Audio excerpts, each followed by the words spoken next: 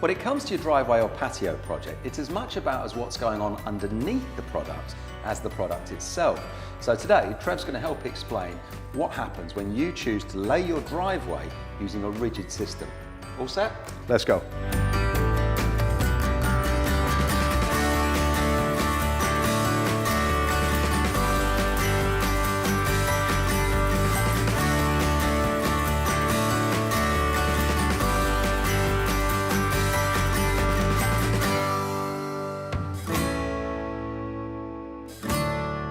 So good to see you once again, Trev.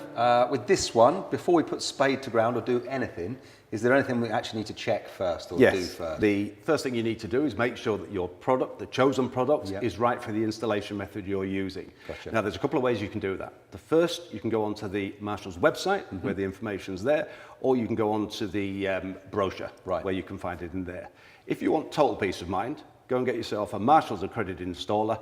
They know all the detail. All right, brilliant. So we're choosing then either to do it myself or get an accredited installer to do it. Yep. And we've made the right choice. We're going for a rigid installation. What should we be doing first, or what will they do first? Well, the first thing they'd do is dig out. And we want to dig out approximately 230 millimetres, depending on the product that you've chosen.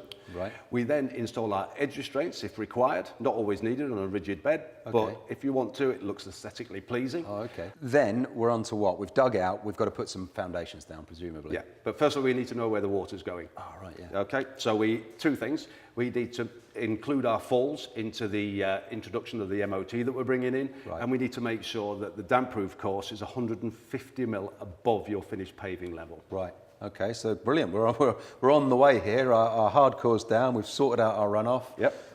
Damp-proof course is above the finished level by 150 mil. Then what? Are we then ready to start laying the stone? Yes, we are. But what we do, we introduce the mortar bed, which is normally about 30 to 40 millimetres of a nice wet workable mix.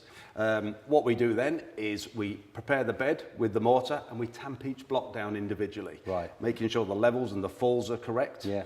After we've done that, we do the cut around the border to make sure everything is level and straight. Great. And then we need to think about the jointing. Well, yeah, that was my next question, because we've got it nice and level and our falls are in place.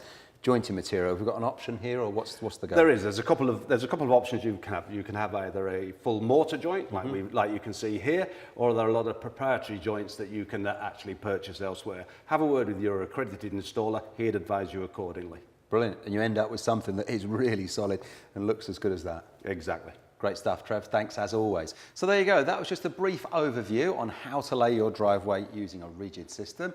But for more detailed information, of course, always check the website or the product brochure. Or if in any way you're unsure about what to do and what steps to take, you can get an accredited installer to do the work for you. Please use the comments box below to ask any questions you may have. And as always, subscribe to the channel for more great videos like this one. But for now, from both of us, thanks for watching and see ya.